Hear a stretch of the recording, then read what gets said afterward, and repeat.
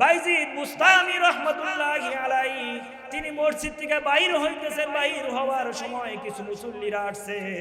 কিছু মুসল্লিরা আইসে তারা কষ্টের কথা বলতেছেন, ওগো আল্লাহর ওলি বাইজিদ বুস্তামি, আপনি তো বিশ্ব ওলি, বড় বুজুর্গ, বড় আলেম, আপনি এখানে বসে বসে আপনি জিকির আজকার করতেছেন, এলাকার কিছু খবর বার্তা আপনি রাখেন কিনা? তখন বলতেছে কি খবর? তখন তিনি বলতেছেন, আমাদের এলাকার ভিতরে, এই শহরের ভিতরে এমন একটা মহিলা আসছে, বড় সুন্দরী একটা রমণী একটা আসছে, যুবতী মহিলা, ইনি এরকম ভাবে আসছেন। আসার পর তিনি দেহ ব্যবসা শুরু করেছেন। এই এলাকার যত যুবকরা আছে তারা ধ্বংস হয়ে যাচ্ছে, তার রূপে পাগল হয়ে অনেক যুবকরা নষ্ট হয়ে যাইতেছে। তার জন্য কিছু করা যায় কিনা দেখেন। কার কাছে বলে? বাইজিদ বুস্তামি রহমাতুল্লাহি আলাইহি তিনার কাছে বলতেছেন। তিনি বলেন, সর্বনাশ, কি বলো? বলে হ্যাঁ হ্যাঁ, তিনি এই অবস্থায় আছে, এই শহরের মধ্যে তিনি বসবাস করেন, এমন একটা উন্নত মানের একটা বাসা ভাড়া করেছেন। ভাড়া করার পরে সেখানেই তিনি অবস্থান করেন, তিনি দেহ ব্যবসা করতেছেন। এ কথা শোনার সঙ্গে সঙ্গে তিনি সিজদায় পড়ে গেলেন। কারণ আল্লাহ রাসূলের সুন্নত হলো, যা কিছু সমস্যার মধ্যে পড়ো না কেন, এখানে আরেকটা মাসআলা আমরা সকলেই জানি, আমরা সকলেই বুঝানি, যে কোনো সমস্যার ভিতরে পড়ব, সমস্যার ভিতরে ছুটার সঙ্গে সঙ্গে, সমস্যা হওয়ার সঙ্গে সঙ্গে আমি কি করব? সাথে সাথে আমি নামাজের ভিতরে দাঁড়াই যাব, 2 রাকাত সালাতুল হাজত নামাজ পড়ব, 2 রাকাত সালাতুল হাজত নামাজ পড়ব। নামাজ পড়ার সঙ্গে সঙ্গে আল্লাহ রব্বুল আলামিনের কাছে দোয়া করব, তারপর ওই সমস্যা সমাধান করার চেষ্টা করব। শিখাইয়েছেন আমার রাসূল, কথা বলুন ঠিক কিনা? আল্লাহ রাসূল শিখাই দিয়ে গেছেন, সমস্যা যত বড়ই হোক, যত ছোটই হোক, আল্লাহ রাসূলের সুন্নাত হলো সর্বপ্রথম 2 রাকাত সালাতুল হাজত নামাজ পড়ে আল্লাহ তাআলার কাছে আগে বলো, আল্লাহর কাছে আগে বলো, আল্লাহর কাছে বলে দাও। আল্লাহর কাছে বলার পরে পরে তুমি চেষ্টা করো, আল্লাহ রব্বুল আলামিন সমস্যার সমাধান করে দিবেন। সুবহানাল্লাহ। বাইজিদ বুস্তামি রহমাতুল্লাহি আলাইহি সিজদার ভিতরে পড়ে গেলেন, সালাতুল হাজত 2 রাকাত নামাজ পড়লেন। নামাজ পড়ার পর এবার তার খাদেমকে ডেকে বলেন, ও বেটা খাদেম, তার ঠিকানা নাও, কোন জায়গায় দেহ ব্যবসা করে, ওই মহিলার নাম ঠিকানা নিয়ে আসো, তার বাসা নাম্বার কত, কোন জায়গায় থাকে, কি অবস্থায় থাকে, তার সাথে সাক্ষাৎ করতে কি লাগে, তার কাছ থেকে তাড়াতাড়ি তার ঠিকানা নিয়ে আসো। তার খাদেম চলে গেল, ঠিকানা বাহির করলো, তার সব কিছু এরকম ভাবে যাই না শুই না হুজুরের কাছে বলতেছে, হুজুর তার সাথে সাক্ষাৎ করতে হলে 200 রূপার টাকা লাগে, 200 রূপার টাকা যদি কেউ দেয় তার সাথেই তিনি সাক্ষাৎ করে। এবার বাইজিদ বুস্তামি রহমাতুল্লাহি আলাইহি আল্লাহর ওলি, আল্লাহর বুজুর্গ, তিনি সাথে সাথে ওই টাকা কামানোর জন্য শুরু করলেন, টাকা গুছাইতে শুরু করলেন। টাকা 200 রূপার টাকা তিনি গুছাইলেন। গুছানোর পরে তিনি এরকম ভাবে সাজগুজ করে, সুন্দর জুব্বা পরে, সুন্দর পাগড়ি পেছাইয়া, নতুন জামাইয়ের মতো সাইজা, আতর গোলাপ মাখাইয়া তিনি এরকম ভাবে ওই মহিলার সাথে সাক্ষাৎ করার জন্য রওনা দিয়েছেন। সুবহানাল্লাহ। ওই মহিলার সাথে সাক্ষাৎ করতে যায়, যায়া গেটের ভিতরে সমস্ত মানুষের আগে যাইয়া বসে আছে। এদিকে ওই মহিলার যে পিয়ন আছে, খাদেম আছে, ওই খাদেম আসে, আইসা দেখে আহারে সর্বনাশ, এই দেশের বিশ্ব বিখ্যাত একজন আলেম বুজুর্গ তিনি গেটের মধ্যে বসে আছেন। তিনি যদি বসে থাকেন, এদিক দিয়ে একটা মানুষও মহিলার কাছে আসবে না, কথা বলুন ঠিক কিনা? হুজুরদের সম্মান আমার কাছে আপনার কাছে আছে না নাই?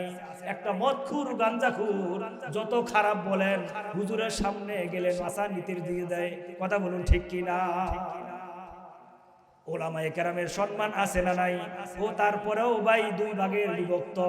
তারপরেও কিছু মানুষ আছে, গাঞ্জাখুর মদখুর হোক, যত খারাপ হোক, তারপরেও হুজুরদেরকে সম্মান করে, কথা বলুন ঠিক কিনা? কিন্তু আরেক শ্রেণীর মানুষ আছে, তারা ভালো না খারাপও না, তারা ভালো, এরকম ভাবে 2-4 ওয়াক্ত নামাজও পড়ে, নামাজের ভিতরে যায়া এরকম ইমানদারের উপর ক্ষমতা খাড়ায়, কথা বলুন ঠিক কিনা, মুয়াজ্জিনকে ধমকায়, ও বেটা ঝাড়ু দেশ নাই কে, ময়লা পড়ছে এটা সারস নাই কে, আরে ট্যাঙ্কিতে পানি উড়াস নাই কে, ওযুখানায় পানি নাই কেন, ও ইমাম সাহেব কোথায় গেছিলেন, এক ওয়াক্ত নামাজ পড়াইলেন না কেন, আছে না নাই? ও ভাই, এই পথে জীবনেও যাবেন না, উলামায়ে কেরামকে কোনো সময় আদেশ করবেন না। আপনি যদিও টাকা দিতেছেন, আপনি যদিও বেতন দিতেছেন, তিনি কিন্তু এই এলাকার নেতা, কথা বলুন ঠিক কিনা। ইমাম হলো নেতা, তাকে যদি নেতার মর্যাদা দেন, আল্লাহ আপনার সম্মান বাড়িয়ে দিবেন। আর যদি আপনার ইমাম সাহেবকে আপনি যদি কামলা মনে করেন, কর্মচারী মনে করেন, ও বান্দা, আপনার কপালে কিন্তু হেদায়েত নাই, আপনার কপালে কিন্তু হেদায়েত নাই। এই ইমাম সাহেবকে যদি আপনি গোলাম মনে করেন, তার পিছে নামাজ পড়লেও আপনার নামাজ কবুল হবে না। কার পিছে ছুটছেন ও বান্দা? বাইজিদ বুস্তামি রহমাতুল্লাহি আলাইহি, ওই মহিলা, খারাপ মহিলার গেটের ভিতরে তিনি বসা, সেখানে বসে আছেন, বসে বসে এরকম ভাবে তাসবিহ তেলাওয়াত করেন। এখন দেখে তার জন্য কোনো লোক আসতেছে না, এবার ভিতর থেকে ওই মহিলার পিএস তিনি আসছেন, ও হুজুর, এটা বড় খারাপ জায়গা, এই গেটটা বড় খারাপ গেট, আপনি কেন এখানে আসছেন, এখানে কিসের জন্য আসছেন? কই আমি যাই না, শুই না, বুঝ যাই, এখানে আসছি। কে বলে? বাইজিদ বুস্তামি রহমাতুল্লাহি আলাইহি। যে আমি কি করছি? যাই না, শুই নাই, এখানে আমি আসছি। এবার তুমি বলো, তোমার ম্যাডামের সাথে সাক্ষাৎ করতে হলে কি দরকার? যাই দেখো, যাই বলো আমার সাথে তিনি সাক্ষাৎ করবে কিনা। এবার ওই খাদেম আবার গেছেন ম্যাডামের কাছে। ওই মহিলা, যুবতী মহিলা, সুন্দরী মহিলার কাছে যায় বলতেছেন, ও ম্যাডাম, আজকে এমন এক হুজুর আসছে, বিশ্ববিখ্যাত একজন আল্লাহর বুজুর্গ আসছে, তিনি তো আপনার সাথে সাক্ষাৎ করতে চায়। তিনি এমন খারাপের খারাপ, তিনি বললেন, আমি হুজুর মুজুর চিনি না, মাওলানা মুফতি সাহেব চিনি না, কোন ইমাম সাহেব, হাফেজ সাহেব আমি চিনি না, যে আমাকে 200 টাকা দিবে তার কথাই আমি শুনবো, তার সাথেই আমি সময় কাটাবো। এবার খাদেম আবার চলে আসছেন, আসার পরে হুজুর কাছে বলতেছেন, ও হুজুর, আমার ম্যাডাম তো এই কথা বললো। এদিকে গেটের ভিতরে বসা দেখে অনেক মানুষ, অনেক যুবকরা মুস্কি দিয়া চলে যায়, দেখাই চলে যায় গেটের মধ্যে। আবার কিছু মানুষ আছে, আরে যে কোনো উদ্দেশ্য নিয়ে আসছে, হুজুর তো খারাপ না, হুজুর তো খারাপ না, হুজুর যে কোনো উদ্দেশ্য নিয়ে আসছে, কথা বলুন ঠিক কিনা।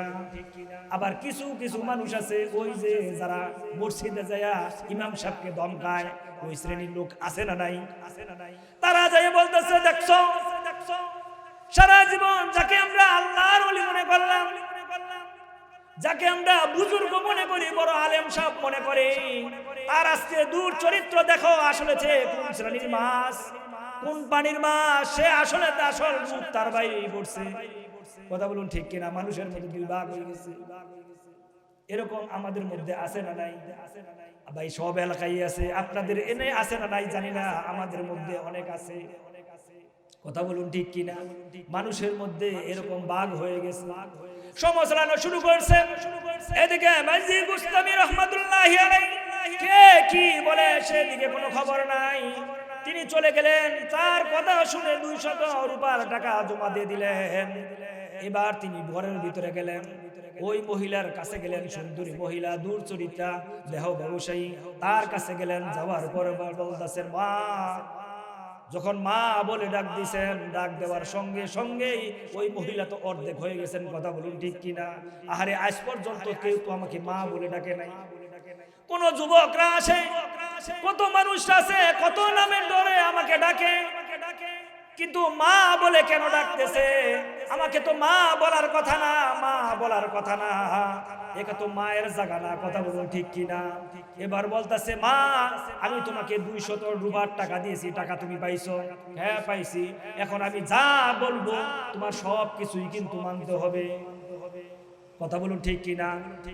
মহিলা বলতেছেন, হ্যাঁ অবশ্যই মানবো, যেহেতু টাকা আমি পেয়েছি, অবশ্যই আপনার কথা আমি মানবো। এবার বলেন, তাহলে মনে রেখো, আমি যা কিছু বলবো তাই তোমাকে করতে হবে। এখন বলেন কি করতে হবে? তখন মহিলাকে বললেন, সর্বপ্রথম তোমাকে আমার পক্ষ থেকে উপদেশ হলো তুমি গোসল করো। কি করো? গোসল করো। গোসল করে তাকে পাক বানাইলেন, পবিত্র বানাইলেন। তখন তিনি বলতেছেন, এখন তিনি বিরক্ত হওয়ার পরেও তিনি আর কাজ করতে হবে, কারণ টাকা নিয়েছেন। কথা বলুন ঠিক কিনা? বাইজিদ বুস্তামি রাহমাতুল্লাহি আলাইহি, আল্লাহর ওলি বুজুর্গ, তিনি কি খারাপ কাজ করার জন্য সেখানে গেছে? না না না। কোন উলামায়ে কেরাম যেখানে যাক না কেন, যদি কোনো সময় খারাপ জায়গার ভিতরে দেখেন, তাহলে মনে করবেন যে কোন উদ্দেশ্য নিয়ে এখানে আসছেন হুজুর। কথা বলুন ঠিক কিনা? অত তাড়াতাড়ি হুজুরকে খারাপ মানতে দিবেন না। আমরা তো পিছেই লাইগা থাকি, কোন সময় তার দোষ খুঁজি, কোন সময় তিনার দোষ পাওয়া যায়। ইমাম সাহেব কি করতেছে না করতেছে, আজকে আজান হলো না কেন? ফজরের সোম কি বেগুন দিছিলেন, আজান শুনলাম না কে? অথচ নামাজ পড়ে না। আছে না নাই? আছে না নাই? আবার কিছু শ্রেণী লোক আছে, নামাজ পড়ি আর না মরি, ইমান ঠিক আছে। ইমান ঠিক আছে। আছে না নাই? আছে না নাই? আমাদের এইদিকে আছে না নাই? আমাদের ওইদিকে আছে, আপনাদের এইদিকে আছে না জানি না। নামাজ না পড়লে কিন্তু ইমান ঠিক আছে। ঠিক আছে। ও হুজুর, নামাজ পড়তে দেখেন না, তাই কি আমার ইমান বড় মজবুত? ও বান্দা, এই কথা যে মনে করো, বৃদ্ধ থাকতে পারো, যুবক থাকতে পারো, ছোট থাকতে পারো, যে কোনো শ্রেণীর তুমি মুসলমান হও না কেন, তোমার এই কথার উত্তর আমি দিয়ে যাই। ও বান্দা, যে ইমান তোমাকে নামাজে নিতে পারলো না, যে ইমান তোমাকে মসজিদে নিতে পারলো না, যে ইমান তোমাকে মসজিদের ভিতরে দাঁড়া করাইতে পারলো না, যে ইমান তোমাকে আল্লাহ পায়ের কুদরতি সিজদা দিতে পারলো না, ওই ইমান তোমাকে জান্নাত জাহান্নাম থেকে বাঁচাইয়া জান্নাতে নিতেও পারবে না। কথা বলুন ঠিক কিনা? তোমার কথা ঠিক আছে, কথা ঠিক আছে যে তুমি ইমানদার, তুমি নামাজ না পড়লেও তোমার ইমান ঠিক আছে, কথা ঠিক। কিন্তু যে ইমান তোমাকে নামাজ পড়াইতে পারলো না, যে ইমান তোমাকে আল্লাহ তাআলার কুদরতি পায়ে সিজদা করাইতে পারলো না, যে ইমান তোমাকে মসজিদে নিতে পারলো না, যে ইমান তোমাকে হালাল পথে উঠাইতে পারলো না, ওই ইমান তোমাকে জাহান্নাম থেকে বাঁচাইয়া জান্নাতে নিতেও পারবে না। কথা বলুন ঠিক কিনা? এজন্য চিন্তা করার বিষয় আছে না নাই? আছে না নাই? কেমন ইমানদার তুমি হইলা, কেমন ইমানদার হয়েছে বলছে, এরকম একটু চিন্তা ভাবনা করে দেখো। তোমার মনের দিকে তাকাও, তুমি আসলে কোন জাতের মুসলমান হয়েছো, কোন শ্রেণীর মুসলমান তুমি হইলা।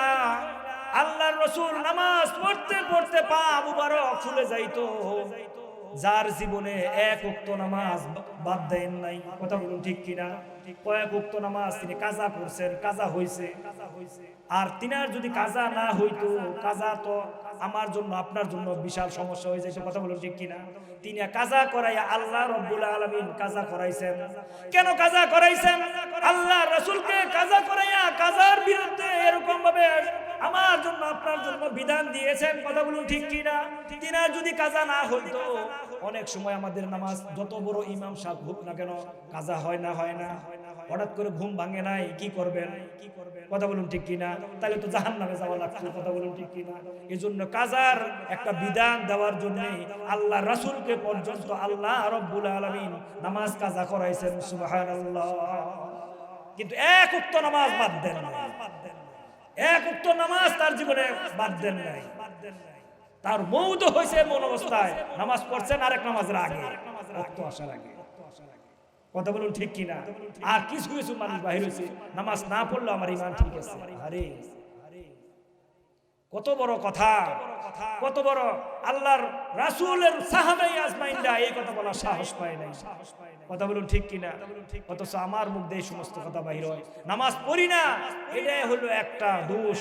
কিন্তু নামাজকে যদি আমরা কুরুক্তি করি, অবহেলা করি, তাহলে তার ঈমান থাকবে না। কথা বলুন ঠিক কিনা? এজন্য ভাইরা আমার, যে কথা বলতেছিলাম, বাইজিদ বুস্তামি রাহমাতুল্লাহি আলাইহি তিনাকে গোসল করাইয়া পাক পবিত্র করাইয়া এবার তাকে বলতেছেন, একটা জায়নামাজ নিয়ে আসো। জায়নামাজ আছে কিনা? তিনি তো মুসলমানের বাচ্চা ছিলেন, ওই মহিলা মুসলমানের বাচ্চা ছিলেন। এজন্য ওই মহিলা আসার সঙ্গে সঙ্গে বলতেছেন, হ্যাঁ। ওই মহিলা বলতেছে, জায়নামাজ আমার ঘরে আছে। জায়নামাজ আসার সাথে সাথে বলেন জায়নামাজ নিয়ে আসো। জায়নামাজ নিয়ে আসার সাথে সাথেই তিনি এরকম জায়নামাজের ভিতরে বসাই দিয়েছেন। জায়নামাজের ভিতরে তাকে দাঁড়া করাইছেন। তিনি বলতেছেন আমি যা কিছু বলবো তোমাকে তাই করতে হবে, কারণ টাকা দিয়েছি। কথা বলুন ঠিক কি না? এবার বলতেছে নামাজের ভিতরে দাঁড়াও। নামাজের ভিতরে দাঁড়ানোর সঙ্গে সঙ্গে বলেন নামাজের নিয়ত করো। নামাজের নিয়ত করা হয়েছে। নামাজের নিয়ত করার পরে যখন সূরা কারাত বলতে বলছেন রুকু করতে বলছেন, তখন বলছেন যদিও তার বিরক্ত লাগতেছে তারপরেও টাকা পাইছে, তার হুকুম মানতেই হবে। কথা বলুন ঠিক কিনা? এবার সিজদার ভিতরে চলে গেছেন। সিজদার ভিতরে যখন যান সিজদায় পড়ার সঙ্গে সঙ্গে ওই বাইজিদ বুস্তামি রহমাতুল্লাহি আলাইহি তিনিও সিজদায় চলে গেলেন। তিনি সিজদায় যায় তাকে সিজদা পর্যন্ত পৌঁছাই দেয়া ওই মহিলাকে সিজদার ভিতরে পৌঁছাইয়া তিনিও সিজদায় চলে গেছেন।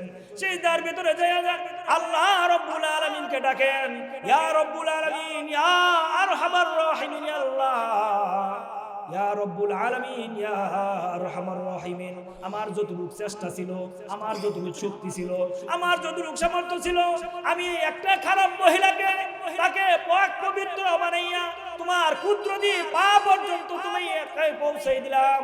তোমার কুদরতি পা সিজদা পর্যন্ত আমি পৌঁছাই দিলাম। তার বাইরে আমার কোনো ক্ষমতা নাই, তার বাইরে আমার কোনো ক্ষমতা নাই।